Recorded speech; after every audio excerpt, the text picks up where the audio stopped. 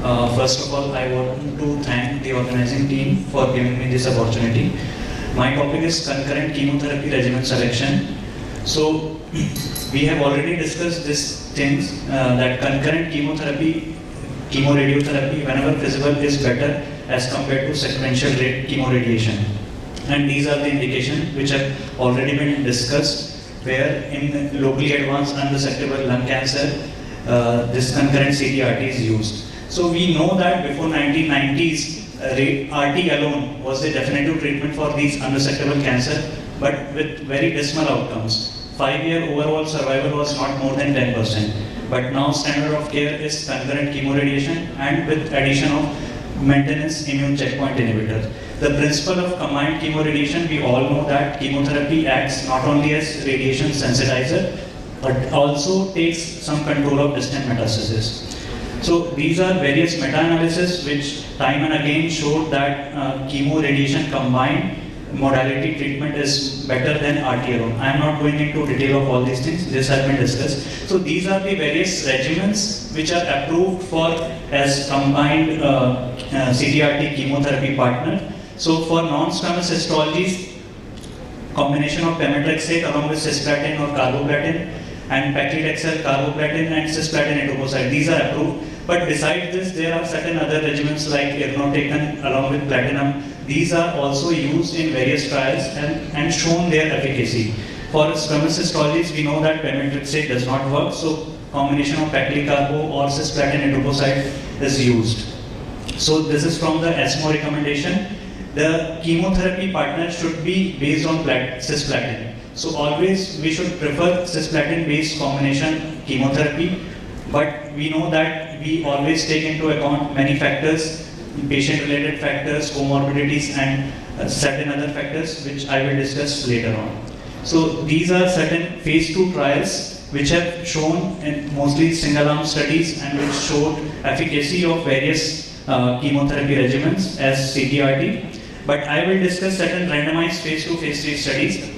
So these are the trials where they compared various regimens like paclicarbo, etoposide, paclicarbo against irinotecan, carboplatin, MVP regimen, docetaxel cisplatin regimen. So I will discuss each of these trials. So this was a randomized phase 2 trial of 65 patients where they compared two regimens, cis-etopo versus paclicarbo. And the dosing schedule was cisplatin was given 50 mg per meter square day 1, day 8, then day 29, day 36. Etoposide 50 mg per meter square day 1 to day 5, and then day 29 to day 33. And the thoracic radiation dose was 60 gray in both the arms. The paclitaxel carboplatin was given as weekly, paclitaxel 45 mg per meter square and carboplatin AUC 2. The results, there was significant OS improvement. 3-year OS was 33% in cis-etopo arm compared to 13% in paclicarbo. So 20% absolute benefit, and p-value was highly significant. Hematological toxicities were more commonly seen with cis-etopo arm, but the radiation pneumonitis was more commonly seen in paclicarbo. So they concluded that weekly paclicarbo regimen cannot be recommended since it failed to achieve an improvement. Again, a phase 3 study of same two comparison groups, cis-etopo versus paclicarbo. Here there were 200 patients, and again primary endpoint was overall survival, and same results. The 3-year overall survival was 41% versus 26%. Again 15% absolute benefit. And here again the radiation pneumonitis was more commonly seen in the taxane platinum combination arm. And the grade 3 esophagitis was seen more commonly in etoposide platinum arm. So we are seeing time and again that the taxane platinum combination is having more radiation pneumonitis, and that is very understandable. Again a phase 3 study, and here 3 different chemotherapy regimens were compared, 3 arm. In arm 1 there was cisplatin, vindesin and mitomycin. MVP arm. Arm B was irinotecan, carboplatin, and in arm C paclitaxel and carboplatin. But in this study, after the concurrent chemotherapy, the consolidation, 2 cycles of chemotherapy were given again. And we can see here the chemotherapy administered. Most of the patients in the concurrent phase received significant amount of chemotherapy doses. But in consolidation part, the MVP regimen, almost 50% of patients could not receive any consolidation therapy. Despite of all these things, the toxicity was much higher in the MVP arm. we can see here even in the all treatment part, the grade 3 or worse toxicity was much more common, especially the hematological toxicity was much more common in the MVP arm, although the esophagitis, pneumonitis was seen much more common in the paclitaxel arm. The response rates 66% in the MVP arm, 56% in the irinocarbo arm, and the 63% in the paclitaxel arm. And this was the 10-year follow-up of the same study, and they showed that the 10-year survival probabilities with these regimens were 13% with the MVP arm and 15% with paclitaxel arm, but only 7.5% with the irinotecan carboplatin arm. So they concluded that the group C, that is paclitaxel concurrent chemotherapy regimen, achieved similar efficacy and toxic effect profile as group A.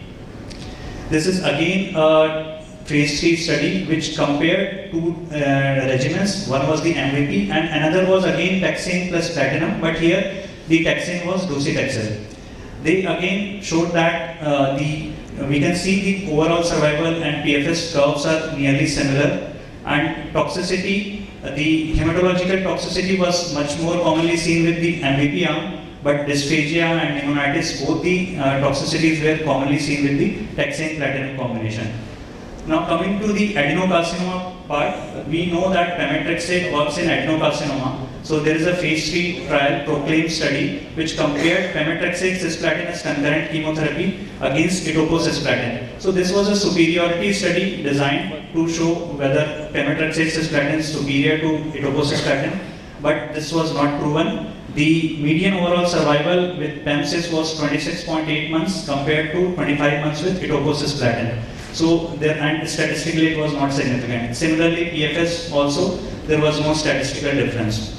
The objective tumor response was also statistically non-significant, 36% versus 33%. Toxicity, again, the hematological toxicity more common with the etopo-platinum combination, and some toxicities like nausea, vomiting, fatigue were commonly seen with pemetrexed and cisplatin combination. So complication, although I have discussed, I am just summarizing that the hematological toxicities are more common with etopo-platinum combination or MVP regimens, but the toxicities like the esophagitis and pneumonitis are more commonly seen when we use taxane platinum combination. Now coming to the factors which we take into account whenever we choose the chemotherapy regimens. So we know that whenever we select any chemotherapy regimen in any setting, there are certain patient-related factors which are taken into account, like age, comorbidity, nutrition, the lung function. Here lung function is very important because the disease is there, and also the effect of certain chemotherapy regimens like taxane is causing pneumonitis. Then performance status is very much important, and then platinum eligibility, because the platinum is the backbone of chemotherapy regimen, but whenever feasible, we should use cisplatin, but obviously we need to check for the renal function, cardiac function, neuropathy, all these things, whether patient will be able to tolerate platinum or not. And the toxicity profile of chemotherapy is obviously important. This again a meta-analysis which was done to find out which could be the best regimen of them. And these 14 randomized controlled trials were included, and they found that etoposcisplatin, EP regimen, was more effective than paclitaxel and cisplatin. So these are some trials of concurrent immunotherapy. But to conclude, the platinum-based chemotherapy regimen remains the standard of care for concurrent CTRT strategy. Although associated with more hematological toxicity, whenever feasible, we should give cisplatin-containing regimen and preferably etoposide cisplatin. Although in clinical practice it is difficult because there are too much hematological toxicities, and many of the time the chemotherapy or radiation intensity is affected. In other patients, taxane platinum combination can be used. The combination of concurrent chemotherapy or TKIs may come in the future, but as of now, there is no concrete evidence to that. Thank you. Thank you, Dr. Amit. Are there any questions from the audience? If not, I would like to ask one. Suppose if the patient who is undergoing a definitive CTRT has received some kind of a neoadjuvant chemotherapy, are you happy with continuing the same chemotherapy as a concurrent, or you want to switch? And if yes, then what is the factor?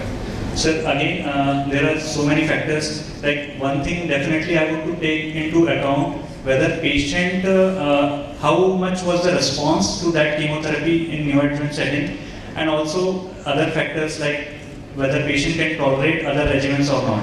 But one thing is important to know that here the main concern, the main factor with why we are adding chemotherapy is for the radiation sensitizing. That is the main effect for local control. So if patient had progressed on neoadjuvant chemotherapy, if that kind of thing is there, then probably I would be keen to change on chemotherapy partner. Otherwise, I will continue with the same. And patient can tolerate the tolerance and other factors I will definitely take into account. Thank you. Thank you. I think that is what happens sometimes. What you are saying is right. Patients have progressed on neoadjuvant